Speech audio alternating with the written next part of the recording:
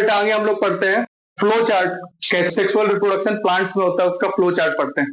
सबसे पहले क्या होगा बेटा, एंथर में पॉलन का फॉर्मेशन होगा, जो कि क्या होगा बेटा, पॉलेंस क्या कहलाते हैं, मेल गैमेट। क्या कहलाते हैं बेटा, मेल गैमेट, है ना। इसके बाद आप समझो, मेल गैमेट तो बन गए, क्या पेड़ चलते चलते फीमेल गैमेट के पास पहुंच जाएगा क्या बेटा, नहीं, क्योंकि प्लांट्स तो क्या होता है, इमूवेबल, मूव तो कर नहीं सकते, फीमेल गैमेट अलग है। तो उसके लिए क्या होता है बेटा, एक प्रोसेस होती है, उसका नाम क्या होता है, पॉलिनेशन। क्या होता है, पॉलिनेशन। पॉलिनेशन होता क्या है बेटा, है ना, पहले पॉलिनेशन समझ लेते हैं अगली स्लाइड में। ये देखो पॉलिनेशन क्या होता है बेटा, पॉलन ग्रेन्स, जो कि ये देखो एंथर में बन रहे कि नहीं, एंथर में जो पॉलन ग्रेन्स बने हैं, अब इनको बेटा यहां तक पहुंचाना है, कहां तक, फीमेल की स्टिग्मा तक। क्यों, अगर यहां तक पहुंच जाएंगे बेटा, इस ट्यूब से होते हुए ये पॉलन ग्रेन कहां पहुंच जाएगा, अंदर ओवरी तक पहुंच जाएगा। तो मेन टास्क क्या है बेटा, इन पॉलन ग्रेन्स को कहां तक पहुंचाना बेटा, फीमेल की स्टिग्मा तक पहुंचाना। तो ये जो पॉलन ग्रेन का ट्रांसफर होता है बेटा, है ना, मेल फ्लावर से फीमेल फ्लावर तक, इसी को ही हम लोग क्या बोलते हैं बेटा, पॉलिनेशन बोलते हैं। क्या बोलते हैं, पॉलिनेशन बोलते हैं, ठीक है ना। अब पॉलिनेशन करेगा कौन बेटा, कुछ ना कुछ पॉलिनेटिंग एजेंट्स होते हैं। जनरली जो सबसे ज्यादा पॉलिनेशन करती है कौन होती है बेटा, हनी बी होती है। कौन होती है, हनी बी होती है। बोलोगे सर व्हाट इज दिस, ऐसा हनी बी हमारी नौकर है कैसा, प्लांट की नौकर है क्या, ऐसा ये पॉलन ग्रेन बनाएगा और ये ऐसा ले जाके यहाँ रखाएगी, क्यों, है ना। एक्चुअली में जो आप देखते हो ना कि आपको ऐसा प्लांट जो है अच्छे अच्छे फ्लावर्स बनाता है, फ्रूट्स बनाता है, आपको क्या लगता है हमारे लिए बना रहा है क्या बेटा, नहीं, हम पापियों के लिए बना रहा है क्या, नहीं बेटा। ये जो फ्लावर्स हैं, ये जो अलग अलग कलर्स के फ्लावर्स होते हैं, अलग अलग ऐसा सुगंध होता है फ्लावर्स का, है ना, स्मेल होता है, किसके लिए होता है बेटा, इन पॉलिनेटर्स को अट्रैक्ट करने के लिए होता है, ठीक है ना, हमारे लिए नहीं। ऐसा सुबह सुबह सुबह चराएंगे, पूजा करेंगे तो अच्छे अच्छे फूल ऐसा दे देते, नहीं, किसके लिए होता है बेटा, ताकि पॉलिनेशन हो सके। जितना अच्छा, जितना स्मेल होगा, जितना ऐसा खुशबू होगा, उतना ज्यादा क्या होंगे बेटा, इंसेक्ट अट्रैक्ट होंगे, है ना। जितना अच्छा फ्लावर का कलर होगा, इंसेक्ट अट्रैक्ट होंगे। क्यों, इंसेक्ट को फ्लावर पसंद है क्या बेटा, नहीं, प्लांट इसके साथ क्या बनाता है बेटा, नेक्टर बनाता है। क्या बनाता है, नेक्टर। इन्हीं नेक्टर को क्या करता है बेटा, हनी भी आती है, सक करती है, इन्हीं से क्या बनाती है बेटा, हनी भी वो छत्ते बनाती है ना बेटा, जिससे फिर आप ऐसा तोड़ के लाते हो और हनी पीते हो, मजा आ गया। तो ये नेक्टर का कमाल है। फ्लावर्स क्या बनाते हैं बेटा, नेक्टर। तो ये हनी भी क्या करती है, नेक्टर पीने के लिए कहाँ आएंगी, फ्लावर के पास। तो जैसे ही फ्लावर के ऊपर बैठेंगी तो उनके शरीर में क्या हो जाएंगे बेटा, पॉलन ग्रेन्स रब कर जाएंगे। अब गलती से क्या हो गया बेटा, उनके शरीर में पॉलन ग्रेन्स रब कर गए। अब मान लो ये बी उड़ते उड़ते कहां पहुंच गए बेटा, फीमेल फ्लावर, यहां भी नेक्टर पीने गए, ये यहां भी बैठेगी तो पॉलन ग्रेन्स क्या हो जाएंगे बेटा, झड़ जाएंगे। झड़ के किस में चले गए बेटा, स्टिग्मा में। किस में चले गए, स्टिग्मा में। तो अब ये पॉलन ग्रेन कहां से बेटा, मेल फ्लावर से कहां तक पहुंच गए, स्टिग्मा तक पहुंच गए, किसकी मदद से, pollinating agent that is honey bee की मदद से। अब ये स्टिग्मा क्या करेगी बेटा, इन पॉलन ग्रेन्स को एब्जॉर्ब कर लेगी, ऑब्जॉर्ब करके पॉलन ट्यूब की मदद से कहां तक पहुंचा देगी बेटा, ओवरी तक। अब ओवरी के अंदर क्या है बेटा, ओव्यूल, एग, ये मेल गैमेट, ये फीमेल गैमेट, फ्यूजन हो जाएगा, क्या बन जाएगा बेटा, जाइगोट, जाइगोट से एम्ब्रियो और एक नया प्लांट क्या हो जाएगा, तैयार हो जाएगा। इसी प्रोसेस पे जो पॉलन ग्रेन्स का ट्रांसफर हो रहा है from the anther of the male, है ना, male flower to the stigma of the female flower, that is called pollination. ये जो होता है बेटा, पॉलिनेशन। और पॉलिनेशन करता कौन है, जो पॉलिनेशन की प्रोसेस करता है उसको हम लोग क्या बोलते हैं बेटा, पॉलिनेटिंग एजेंट। क्या बोलते हैं, पॉलिनेटिंग एजेंट। क्या सिर्फ और सिर्फ यही पॉलिनेशन करती क्या बेटा, नहीं, एयर के थ्रू भी होता है, वाटर के थ्रू भी होता है ना, पर ज्यादातर पॉलिनेशन कौन करता है, हनी बी, है ना। सबसे मैक्सिमम पॉलिनेशन यही करती है बेटा। अगर मैक्सिमम पॉलिनेशन, अगर ये पॉलिनेशन नहीं करेंगी, पॉलिनेशन प्रोसेस नहीं होगी, नहीं होगी तो क्या होगा बेटा, क्या एक प्लांट की नई वेराइटी बनेगी क्या बेटा, नहीं बनेगी। तो धीरे धीरे वो प्लांट क्या होता जाएगा, एक्सटिंक्ट हो जाएगा। तो पॉलिनेशन का बहुत इंपॉर्टेंट क्या है बेटा, रोल होता है। अब एक चीज और समझो, पॉलिनेशन भी बेटा दो टाइप का होता है, एक होता है सेल्फ पॉलिनेशन, एक होता है क्रॉस पॉलिनेशन। सेल्फ पॉलिनेशन क्या होता है बेटा, कुछ ऐसे फ्लावर्स होते हैं बेटा जिसमें एक ही फ्लावर में मेल रिप्रोडक्टिव पार्ट भी है और फीमेल रिप्रोडक्टिव पार्ट भी है ना। एक ही फ्लावर है, उसमें मेल भी है, फीमेल भी है। क्या इसमें किसी पॉलिनेटिंग एजेंट की जरूरत है क्या बेटा, नहीं, ऐसे ऐसे हवा चलेगी, पॉलन ग्रेन्स गिरेंगे और कहाँ चले जाएंगे बेटा, स्टिग्मा में, तो खुद ही पॉलिनेशन हो गया कि नहीं हो गया? क्या किसी की जरूरत पड़ी क्या बेटा? नहीं। तो इसी को हम लोग क्या बोलते हैं बेटा, सेल्फ पॉलिनेशन। जैसे वीट हो गया, है ना, इस सब में क्या होता है, सेल्फ पॉलिनेशन। एक क्या होता है बेटा, क्रॉस पॉलिनेशन। अब मान लो एक मेल फ्लावर है, एक फीमेल फ्लावर है ना, जैसा जो हमने इधर बताया ना, ये क्रॉस पॉलिनेशन का एग्जांपल है। ये मेल फ्लावर है, ये फीमेल फ्लावर, दोनों अलग अलग पेड़ों में। अब तो पड़ेगी बेटा, ऐसा तो नहीं ये इतनी तेज से हवा चलाएगा कि पॉलन ग्रेन उड़ के ऐसा फेंका जाएगा, इधर आ जाएगा, नहीं, अब तो जरूरत पड़ेगी। तो इधर क्या होगा बेटा, क्रॉस पॉलिनेशन में किसका इन्वॉल्वमेंट होता है बेटा, पॉलिनेटिंग एजेंट का। किसका होता है, पॉलिनेटिंग एजेंट। ये यहां से पॉलन ग्रेन लेगा और कहां तक पहुंचा देगा बेटा, स्टिग्मा तक पहुंचा देगा। इसी को ही हम लोग क्या बोलते हैं, क्रॉस पॉलिनेशन। फिर आपको माइंड में एक सवाल आएगा, सर व्हाट इज दिस? ऐसा तो पूरे कितने सारे पेड़ है, इतने सारे फ्लावर्स है सर, ऐसा तो पता नहीं कितनों के पॉलन ग्रेन्स उड़ रहे हैं। सर अगर ये मैरीगोल्ड का फ्लावर है, पता चला सर इसमें मैरीगोल्ड भी क्या करेगा सर, पॉलन ग्रेन्स उड़ाएगा। ऐसे अलग अलग रोज भी पॉलन ग्रेन्स उड़ाएगा, अलग अलग फ्लावर पॉलन ग्रेन्स उड़ाएंगे। तो स्टिग्मा को सर कैसे पता चलेगा ये तो मेरा वाला ही है ना? कैसे पता चलेगा ये तो मेरा वाला ही पॉलन ग्रेन्स है ना? स्टिग्मा के ऊपर क्या होता है बेटा, कुछ ऐसे एंजाइम्स होते हैं। क्या होते हैं, एंजाइम्स होते हैं, जो क्या करेंगे, एक ग्लूकोज रिलीज करेंगे। जैसे इसके ऊपर पॉलन ग्रेन्स गिरेगा ना बेटा, ग्लूकोज रिलीज करेंगे, एंजाइम्स रिलीज करेंगे। अगर वो उसी का पॉलन ग्रेन्स हुआ, उसी फ्लावर का ही पॉलन ग्रेन्स हुआ, तो क्या करेगा बेटा, वो पॉलन ग्रेन उस ग्लूकोज को खाएगा और क्या करेगा, पॉलन ट्यूब बना के अंदर चला जाएगा। अगर नहीं हुआ तो वो उस एंजाइम को सही ही नहीं पाएगा, उस ग्लूकोज को खा ही नहीं पाएगा। अगर पॉलन ग्रेन्स को ग्लूकोज नहीं मिला तो क्या हो जाएगा बेटा, वहीं डेथ हो जाएगा और पॉलन ग्रेन्स खत्म हो जाएगा, है। तो इसी को ही हम लोग क्या बोलते हैं बेटा, सेल्फ इनकम्पैटिबिलिटी। क्या बोलते हैं, सेल्फ इनकम्पैटिबिलिटी, है ना। तो हर फ्लावर में ऐसा नेचर ने ऐसा सेट करके दिया बेटा कि पहचानते हैं ना, जब तक इसका इसी मैरीगोल्ड का ही क्या नहीं आएगा, पॉलन ग्रेन्स नहीं आएगा, तब तक वो स्टिग्मा पे नहीं गिरेगा, तब तक वो फर्टिलाइजेशन वगैरह नहीं होगा, ये पॉलन ग्रेन्स अंदर जाएगा ही नहीं। समझ आया?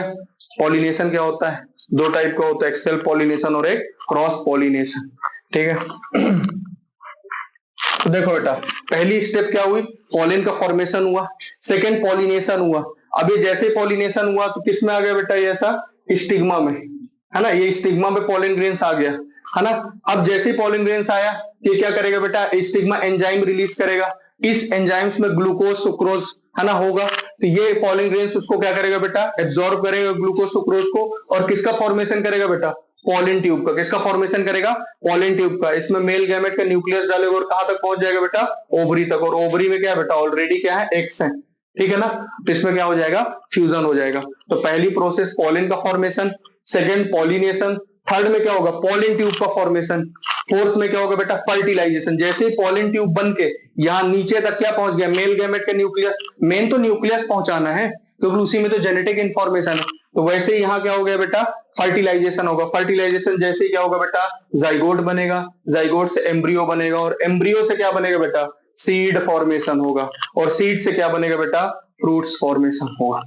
ठीक है, याद रखो, ये जो मैं आपको एक चीज बता रहा हूं, है ना, ये क्या है बेटा, ओवरी। क्या है, ओवरी। इसके अंदर क्या पाए जाते हैं बेटा, ओव्यूल्स पाए जाते हैं। क्या पाए जाते हैं, ओव्यूल्स। तो याद रखो, ये जो बाहर वाला पार्ट है ओवरी। अच्छा, पेड़ के लिए क्या जरूरी है, सीड की फ्रूट। सीड बेटा, सीड, उसी से तो अपनी जनरेशन को आगे बढ़ाएगा।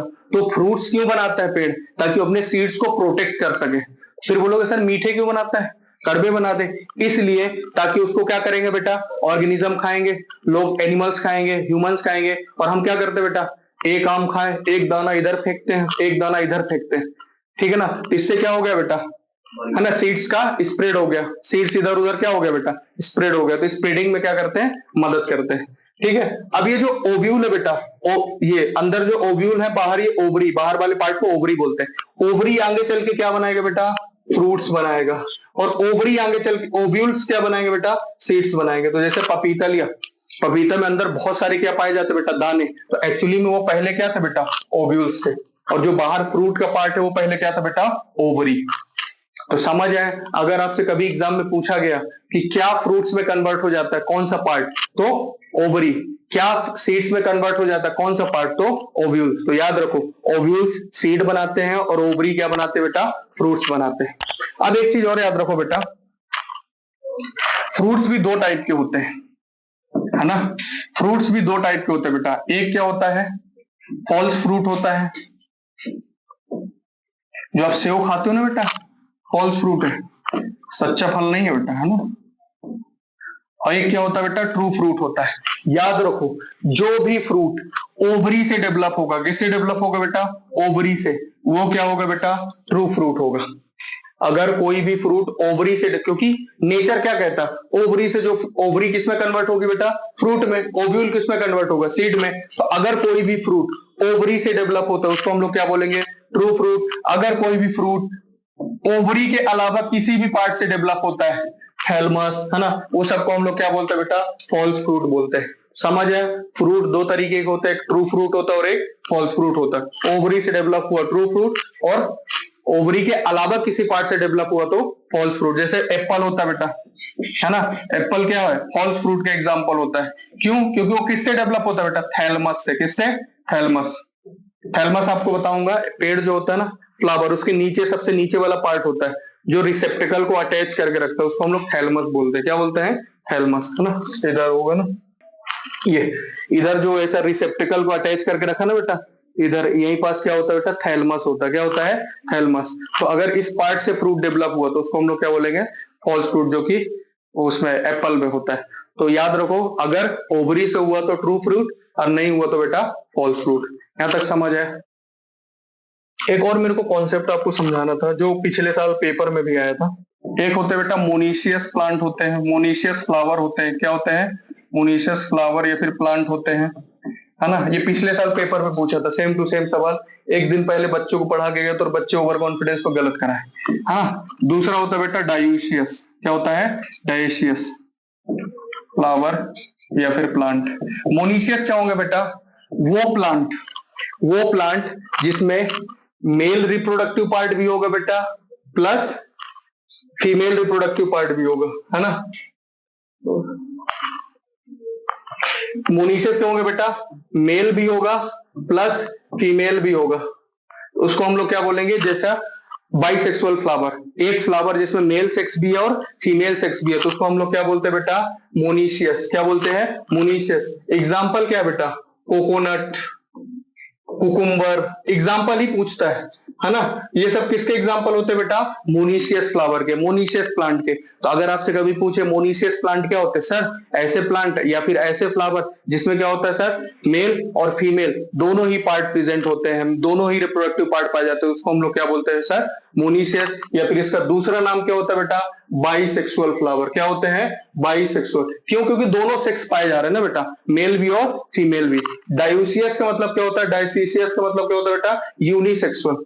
इसका मतलब क्या होता है, यूनिसेक्सुअल, मतलब कि एक प्लांट में या तो मेल रिप्रोडक्टिव पार्ट होगा या फीमेल रिप्रोडक्टिव पार्ट, मेल और फीमेल। इसको हम लोग क्या बोलते हैं बेटा, यूनिसेक्सुअल या फिर डायोसियस प्लांट हम लोग बोलते हैं। इसका एग्जांपल क्या होता है बेटा, पपाया, है ना। यही सेम सवाल पूछा था कि पपाया में कौन सा पाया जाता है, मोनीशियस की डायोसियस। लोगों ने ऐसा मोनीशियस लगाया, क्या पाया जाता बेटा, डायोसियस, है ना। ऐसे बहुत सारे एग्जांपल्स आपके बुक में दिए हैं, मोनीशियस के डायोसियस का आपको लर्न कर लेना। आया समझ में। तो बाइसेक्सुअल, यूनिसेक्सुअल, मोनीशियस, डायोसियस पूछेगा, कर लोगे, ठीक है। तो हम लोग ये सेक्सुअल रिप्रोडक्शन पढ़ेंगे बेटा, ना। तो इसमें क्या होता है, अब ह्यूमंस में पढ़ेंगे, फ्लावर का हो गया। ह्यूमन में आपको बताया है ना, जनरली क्या होते हैं, हमारी बॉडी में कितने क्रोमोसोम होते हैं बेटा, हमारे हर सेल में कितने क्रोमोसोम होते हैं, 46 क्रोमोसोम्स होते हैं।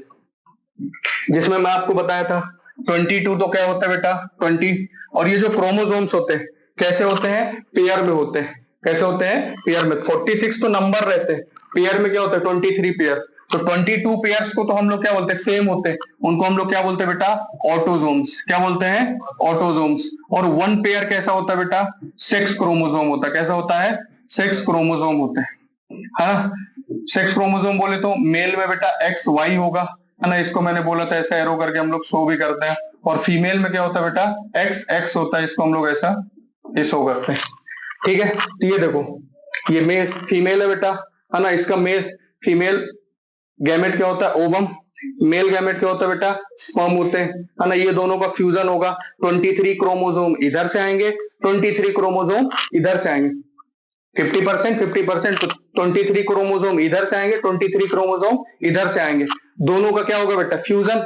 फ्यूजन होके क्या बन जाएगा बेटा, ये जाइगोट। क्या बनेगा, जाइगोट। और जाइगोट से क्या बन जाएगा बेटा, एम्ब्रियो, है ना। क्या बन जाएगा, एम्ब्रियो। और ये एम्ब्रियो आगे चल के क्या बन जाएगा बेटा, यंग वन। क्या बन जाएगा, यंग वन। यही क्या होता है बेटा, सेक्सुअल रिप्रोडक्शन होता है। ये देखो आपको दिखाया हुआ है। ये जब ये जाइगोट होगा ना बेटा, यही जाइगोट आगे मैं आपको पढ़ाऊंगा। यही जाइगोट क्या होगा, ये देखो सबसे पहले क्या हुआ, फर्टिलाइजेशन। स्पर्म आया, ओवम में गया, फर्टिलाइज किया। ये जो स्पर्म का है ना बेटा, ये न्यूक्लियस है, ओवम का ये न्यूक्लियस है। मेन तो न्यूक्लियस को फ्यूज कराना है, क्योंकि जेनेटिक मटेरियल तो वही है, ठीक है ना। ये सब तो लेके आ रहे हैं न्यूक्लियस को सेफली, ठीक है। फ्यूजन होगा, क्या बनेगा बेटा, जाइगोट। 2 सेल स्टेज होती है, डिवाइड होगा जाइगोट, जाइगोट डिवाइड होकर 2 सेल में बनेगा, फिर 4 सेल, 8 सेल, है ना, 16 सेल, ऐसे स्टेज होती।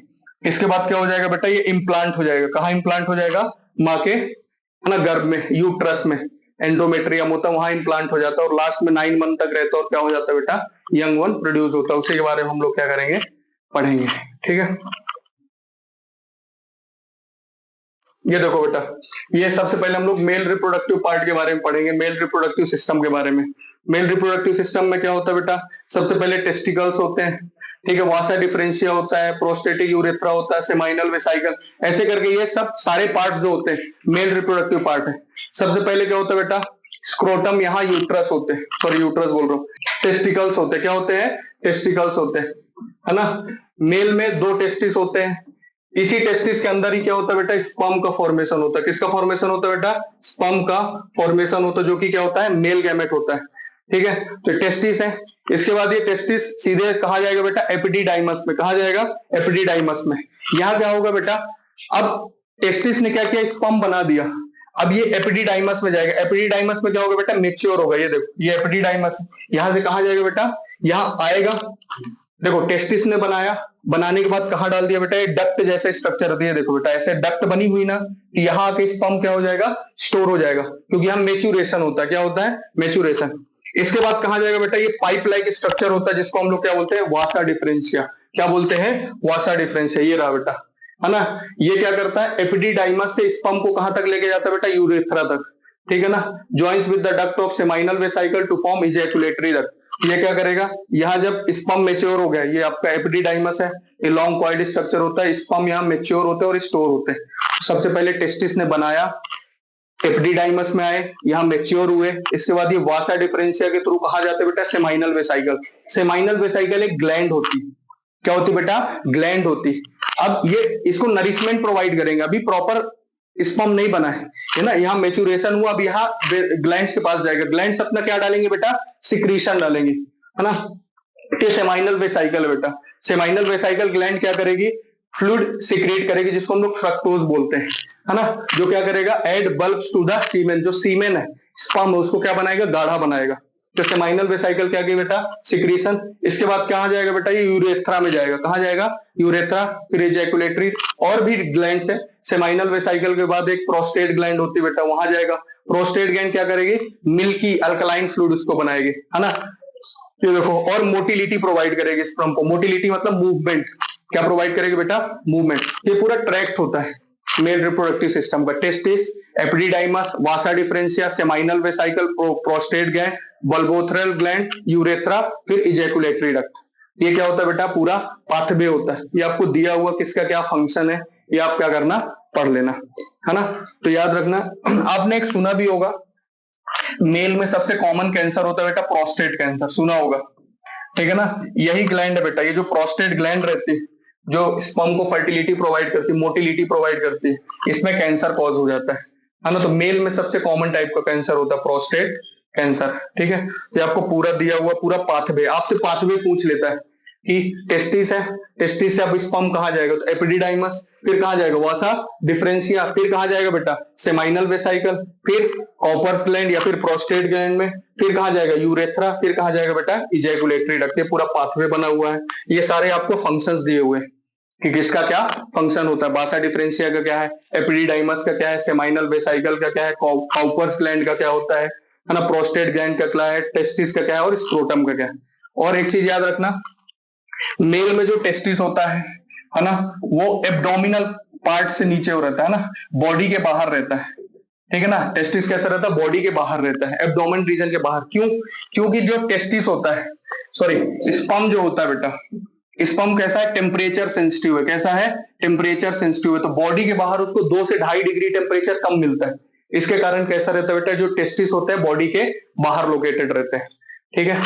ये मेल रिप्रोडक्टिव पार्ट है बेटा, ये क्या प्रोड्यूस करेगा, है ना। ये देखो स्पर्म का स्ट्रक्चर है। स्पर्म में मेन क्या होता है बेटा, हेड पार्ट होता है, मिडिल पार्ट होता है और क्या होता है, टेल पार्ट होता है। तो स्पर्म का जो पार्ट मूवेबल रहता है, जो मूव करता है, वो कौन सा पार्ट है बेटा, ये टेल पार्ट रहता है। टेल क्या करती है बेटा, मूव करती है और इस पार्ट को ले जाती है। हेड पार्ट में सबसे मेन इंपॉर्टेंट चीज रहता है बेटा न्यूक्लियस। क्या रहता है, न्यूक्लियस, है ना। और ये बीच में मिडिल पीस रहते हैं, इसमें माइटोकॉन्ड्रिया होते हैं। माइटोकॉन्ड्रिया को हम लोग क्या बोलते हैं बेटा, power house of the cell. तो ये पूरे स्पर्म को एनर्जी प्रोवाइड करती है ना। तो ये टेल रहती है, टेल के कारण ही क्या करता है बेटा, मूव करता है। आप बोलते हैं ना स्पर्म क्या होता है बेटा, मोटाइल होता है। क्या होता है, मोटाइल होता है। तो मोटाइल का मतलब क्या है, मूवमेंट। जितनी ज्यादा मूव करेगा स्पर्म, उतना तेजी से क्या करेगा बेटा, मूव करेगा, ठीक है ना। तो ये 3 पार्ट होते हैं, इसके बारे में आप लोग पढ़ लेना। हेड पार्ट होता है, मेन न्यूक्लियस होता है, बीच में मिडिल पीस जिसमें स्पाइरल माइटोकॉन्ड्रिया वगैरह होती है जो एनर्जी प्रोवाइड करती है, लास्ट में क्या होता है बेटा, टेल पार्ट होता है। तो ये 3 पार्ट से मिलकर क्या बना रहता है, स्पर्म बना रहता है, ठीक है। इसमें लिखा है sperm is a mature form of reproductive cell. 2 चीजें आप होती बेटा, एक आपने सुना होगा सीमेन, एक होता है स्पर्म। सीमेन एक्चुअली एक फ्लूइड होता है। इस फ्लूइड के अंदर क्या होता है बेटा, स्पर्म होते हैं। क्या होते हैं, स्पर्म होते हैं ये, ठीक है ना। लिखा semen is a fluid that carries the sperm. Sperm mature, sperm का मैच्योरेशन कहां होता है बेटा, एपिडिडाइमस में। कहां मैच्योर होते हैं, एपिडिडाइमस में होते हैं। फिर वो कहां मोटिलिटी गेन करते हैं बेटा, कहां मोटिलिटी गेन करते हैं, प्रोस्टेट ग्लैंड और सेमाइनल वेसिकल का सिक्रीशन लेके। And fertilising ability, semen consist of mature sperm cells and fluid from the seminal vesicle and prostate gland which nourish and transport the sperm. अगर आपसे कभी पूछा जाए कि जो सेमाइनल वेसिकल है, ये जो ग्लैंड्स होती है, प्रोस्टेट ग्लैंड, ये स्पर्म को क्या प्रोवाइड करती है बेटा, क्या प्रोवाइड करती है, नरिशमेंट प्रोवाइड करती है। सेमाइनल वेसिकल फ्रक्टोज देता है ना, प्रोस्टेट ग्लैंड उनको मोटिलिटी प्रोवाइड करता है, ठीक है। क्या तक समझ है, मेल रिप्रोडक्टिव पार्ट है बेटा, ये फीमेल रिप्रोडक्टिव पार्ट है। फीमेल रिप्रोडक्टिव पार्ट में भी क्या होता है बेटा, सबसे पहले ओवरी। तो याद रखो मेल रिप्रोडक्टिव पार्ट में जो टेस्टिस है, टेस्टिस भी कितने होते हैं बेटा, 2 होते हैं, है ना। और ओवरीज भी कितनी होती है बेटा, 2 होती है, राइट साइड में और लेफ्ट साइड में, है ना। ये देखो ओवरीज होती है बेटा, ये ओवरी का ही स्ट्रक्चर है फीमेल रिप्रोडक्टिव सिस्टम, है ना। ये देखो ये ओवरीज होती है बेटा, है ना। ओवरीज के अंदर याद रखो, ओवरीज के अंदर क्या होता है बेटा, फॉलिकल्स पाए जाते हैं। क्या पाए जाते हैं, फॉलिकल्स, जिनको हम लोग क्या बोलते हैं, एक्स बोलते हैं। क्या बोलते हैं, एक्स बोलते हैं। अब जब फीमेल में मेच्योरेशन हो जाता है, एक तरीके से बोल दिया जाए प्यूबर्टी आ जाती है। क्या आ जाती है बेटा, प्यूबर्टी। तो हर मंथ क्या होता है, एक एग क्या होगा बेटा, इन ओवरीज से रिलीज होगा। जैसे ही 12-13 साल की उम्र हुई बेटा, सेक्सुअल मेच्योरेशन आ गया, तो फीमेल में ये जो ओवरीज है, इन ओवरीज से हर मंथ एक क्या होगा बेटा, रिलीज होगा। रिलीज होके कहा जाएगा बेटा, यहाँ ओवेरियन फॉलिकल पाया जाता है। क्या पाया जाता है, ओवेरियन फॉलिकल क्या होते हैं बेटा, यहाँ रिलीज होते हैं। रिलीज होके कहा जाएंगे बेटा, फेलोपियन ट्यूब। ये ट्यूब लाइक स्ट्रक्चर दिख रहा है, इसमें फेलोपियन ट्यूब में जाते हैं, है ना। फिर फेलोपियन ट्यूब से इधर अगर स्पर्म आ गया, तो यहाँ क्या हो जाता है बेटा, फेलोपियन ट्यूब में क्या हो जाता है, फर्टिलाइजेशन हो जाता है। और इसके बाद यहाँ जाइगोट बनेगा। फिर जाइगोट क्या हो जाता है बेटा, ये यूट्रस होता है। ये जो पार्ट है, ये कौन सा पार्ट है बेटा, यूट्रस। यूट्रस के बाद यहाँ वजाइना होते हैं, सर्विक्स होता है, ठीक है ना। तो यहाँ क्या हो जाएगा, इम्प्लांट हो जाएगा, ठीक है। तो फीमेल रिप्रोडक्टिव पार्ट में क्या क्या पाया जाता है बेटा, ओवरीज 2 पाई जाती है, एक ट्यूब लाइक स्ट्रक्चर पाया जाता है, फेलोपियन ट्यूब। तो ओवरी क्या करेगा बेटा, एग रिलीज करेगा, कहां, फेलोपियन ट्यूब में। इसके बाद यहाँ क्या होगा बेटा, फेलोपियन ट्यूब में अगर उस एग को स्पर्म मिल गया, तो क्या होगा बेटा, फेलोपियन ट्यूब में कौन सी प्रोसेस होती है, एफ से फेलोपियन ट्यूब, एफ से फर्टिलाइजेशन। तो अगर आपसे बोला जाए कि फर्टिलाइजेशन कहां होगा, तो फीमेल रिप्रोडक्टिव पार्ट के फेलोपियन ट्यूब में होगा। फिर क्या होगा बेटा, ये जैसे ही फर्टिलाइजेशन होगा, जाइगोट बनेगा। तो जाइगोट कहां आएगा बेटा, धीरे 2 सेल 4 सेल ऐसा डिवाइड करते हुए कहां पहुंचेगा बेटा, यूट्रस में। तो यूट्रस में कौन सी इंपॉर्टेंट प्रोसेस होती है सर, इम्प्लांटेशन होता है। क्या होता है, इम्प्लांटेशन होता है। अब जो बेटा जाइगोट बनेगा, एम्ब्रियो जो बना है, अब कहा वो एम्ब्रियो कहाँ इंप्लांट होगा बेटा? यूट्रस में। कहाँ इंप्लांट होगा? यूट्रस में। फिर क्या होता है बेटा? सर्विक्स होती है। सर्विक्स में क्या होता है बेटा? जब ऐसा बच्चे की ग्रोथ होती है तो आप देखते हो ना, लेबर पेन होता है, ठीक है ना, उसकी वजह से फिर क्या होता है, बच्चा फिर उसकी डिलीवरी होती है।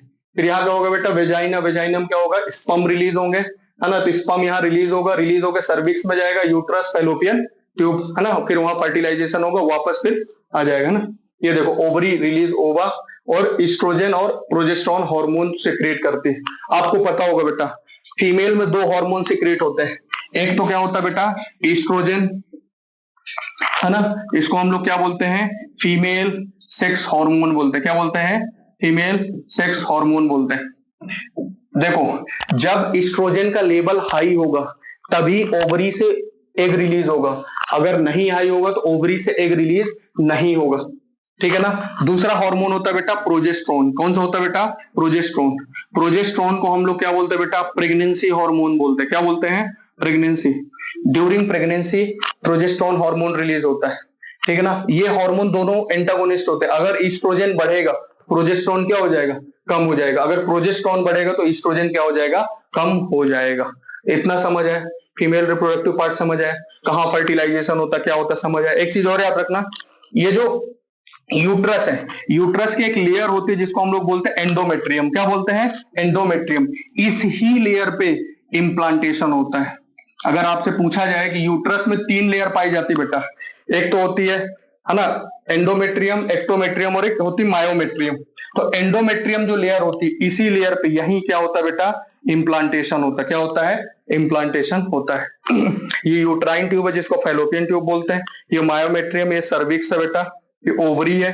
और एक चीज और याद रखना, अगर अगर आपके इसमें ऑप्शन नहीं दिया, फैलोपियन ट्यूब को ऑप्शन नहीं दिया, अगर आपके इसमें अगर ऑप्शन दिया कि जो ओवरी है एग कहाँ रिलीज करती, क्या ऑप्शन लिखोगे? फैलोपियन ट्यूब में करती। अगर नहीं दिया ऑप्शन तो आप क्या लिखोगे बेटा? फिम्बरी। कहाँ करती है? फिम्बरी में करती, क्योंकि यहीं से ओवरी एग रिलीज करेगी, फिम्बरी में आएगा, फिम्बरी से कहाँ जाएगा बेटा? फैलोपियन ट्यूब में। सबसे सही ऑप्शन यही है, ये नहीं दिया तो फैलोपियन ट्यूब। फिर लास्ट में यहाँ क्या हो जाएगा बेटा? इम्प्लांटेशन, है ना, ठीक है। यहां समझ है इतना, ठीक है। फिर क्या होता है बेटा? मेंसुरेशन साइकिल, है ना, फीमेल में होता है ये 28 डेज का साइकिल होता है, याद रखो, है ना। इसमें 4 फेजेस होते हैं। पहला फेज क्या है बेटा? मेंसुरल फेज, 1 से 5 दिन का होता है। इस फेज में क्या होता है बेटा? हाई ब्लीडिंग होती है। क्या होती है? हाई ब्लीडिंग, है ना, लगभग 80 ml टू 100 ml तक ब्लड लॉस हो जाता है, ठीक है ना। एक्चुअली में एक चीज और याद रखो, ये जो ब्लड होता है ना, जनरली हमारे बॉडी में क्या होता है कि कहीं भी कट लगता है तो ब्लड क्या हो जाता है? क्लॉट हो जाता है। पर ये ऐसा ब्लड होता है बेटा, इसमें क्लॉटिंग नहीं होती, है ना। ये क्या करता है? थोड़ा थोड़ा थोड़ा थोड़ा करके रिश्ता रहता है। इसको हम लोग क्या बोलते हैं? मेंसुरल फेज बोलते हैं। अगला बेटा 6 to 13 डेज जो होता है उसको फोलिकुलर फेज बोलते हैं। फोलिकुलर फेज मतलब इसमें फोलिकल्स जो होते हैं, एग्स जो होते हैं, वो रिलीज होने के लिए, है ना, रेडी होने लगते हैं। मतलब ये रेडी पीरियड होता है जिसमें फिर क्या हो जाएगा बेटा? 14 डे पे ओव्यूलेशन होता है। ओव्यूलेशन का मतलब क्या होता है? इस दिन पे ऐसा हाई प्रोबेबिलिटी होता है कि 14th डे पे क्या हो जाएगा बेटा? एग रिलीज होगा। क्या होगा? Egg release. कहां से एग रिलीज होगा? ओवरी से। कहां से होगा? ओवरी से। और फिर लास्ट में क्या होता है बेटा? ल्यूटियल फेज होता है, ठीक है ना। ये 15 से 28 दिन का होता है, ठीक है। समझो एक चीज, देखो, 6 to 13 डेज, है ना, या फिर 14 डेज। इधर क्या होगा बेटा? 14th डे पे ओव्यूलेशन होगा। समझना, पूरा मेंसुरेशन साइकिल समझा रहा हूं। 14th डे पे क्या होगा बेटा? ओव्यूलेशन। मतलब ये प्रोबेबिलिटी है, 15 भी हो सकता है, 13 भी हो सकता है, 16 भी हो सकता है। हाई प्रोबेबिलिटी क्या होता है? 14th डे पे क्या रिलीज होगा? ओवरी से एग। अब सीधी सी बात है, एग जैसे ही रिलीज हुआ, और जब एग कब रिलीज होगा बेटा? 14th day. अगर आपसे पूछे कि फीमेल बॉडी में ईस्ट्रोजन का लेवल कब सबसे ज्यादा रहता बेटा? 14th डे पे। क्यों? 14th डे पे ईस्ट्रोजन का लेवल बढ़ेगा तभी तो क्या होगा बेटा? एग रिलीज होगा।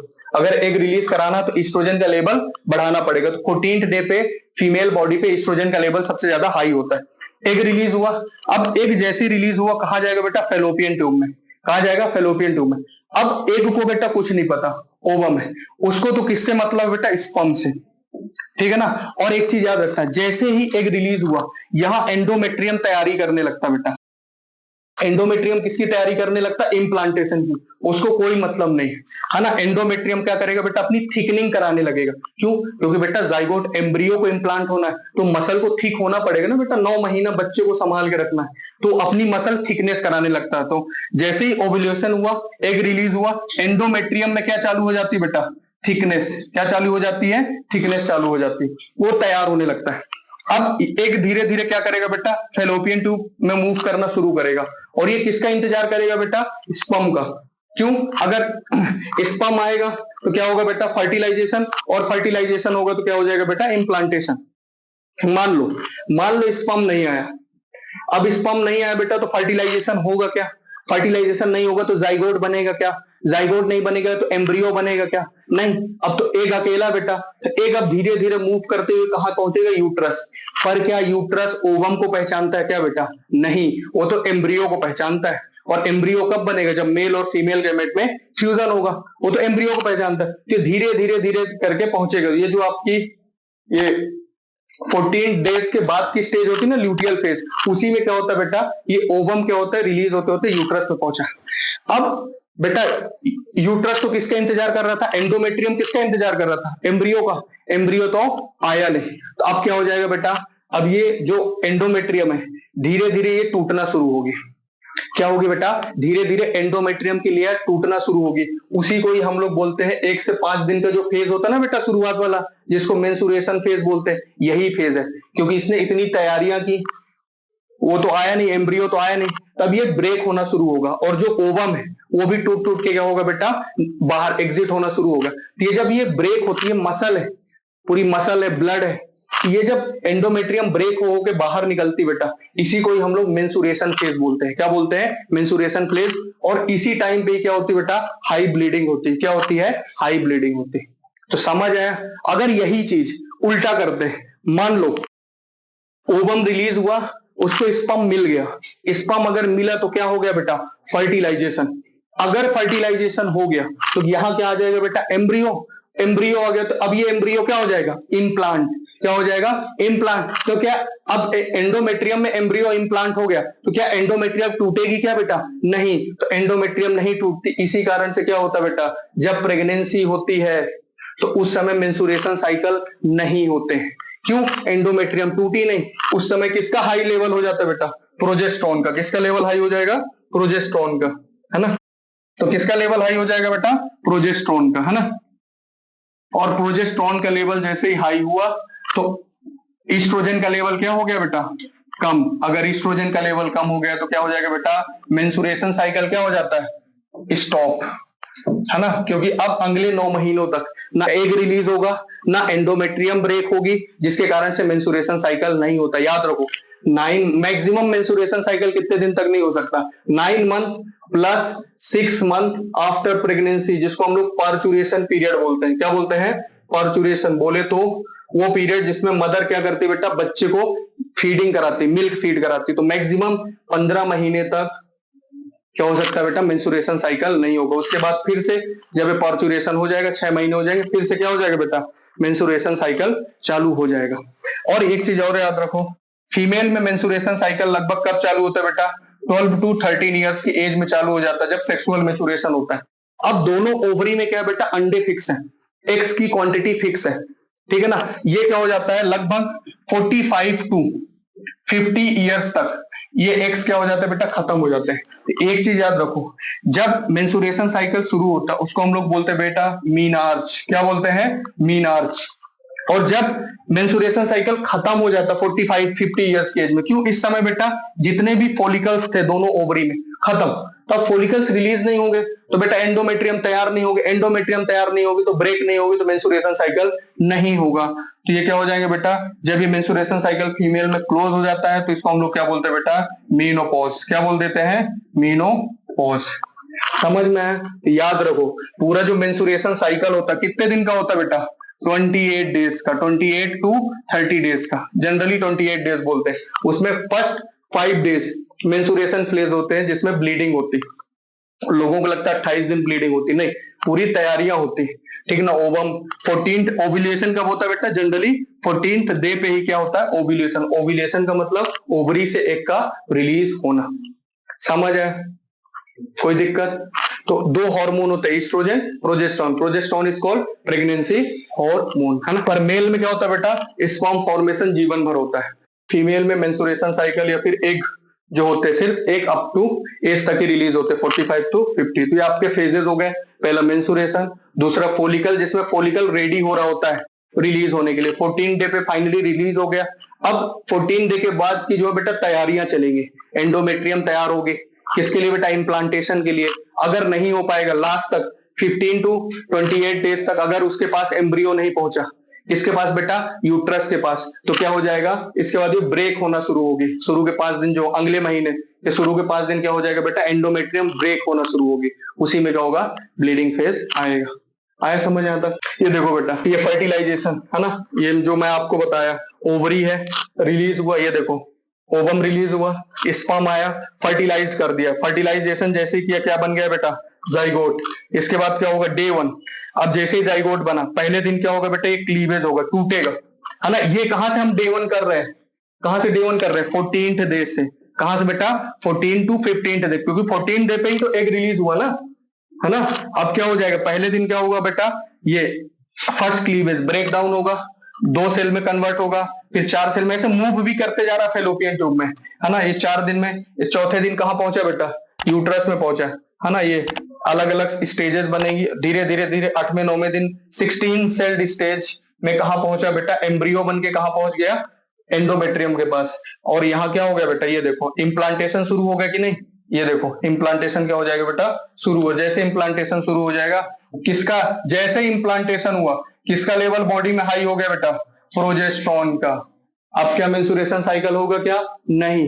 कब तक, अगले 9 महीने तक प्लस 6 मंथ और, जब तक बेबी को मदर फीड कराएगी, उसके बाद फिर से चालू हो जाएगा। तो ये प्रोसेस क्या होती है बेटा, होती। तो अगर आपसे कभी कोई पूछे इम्प्लांटेशन कहाँ होता है, सर यूट्रस। कौन सी लेयर पे होता है, सर एंडोमेट्रियम। मेंस्ट्रुएशन साइकिल में कौन सी लेयर का ब्रेक होता है, सर एंडोमेट्रियम, ठीक है ना, उसी लेयर का क्या होता है, ब्रेक। मेंस्ट्रुएशन फेज कितने दिन का होता है, सर 28 डेज। किस दिन ओव्यूलेशन होता है, सर 14 डेज।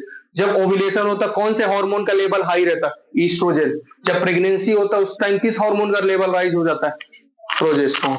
आया समझ में? ये पूरा आपको दिया है ना। ये इम्प्लांटेशन यहाँ हो जाता है। ये अलग अलग स्टेज बोला गया है, 4 सेल्ड स्टेज है।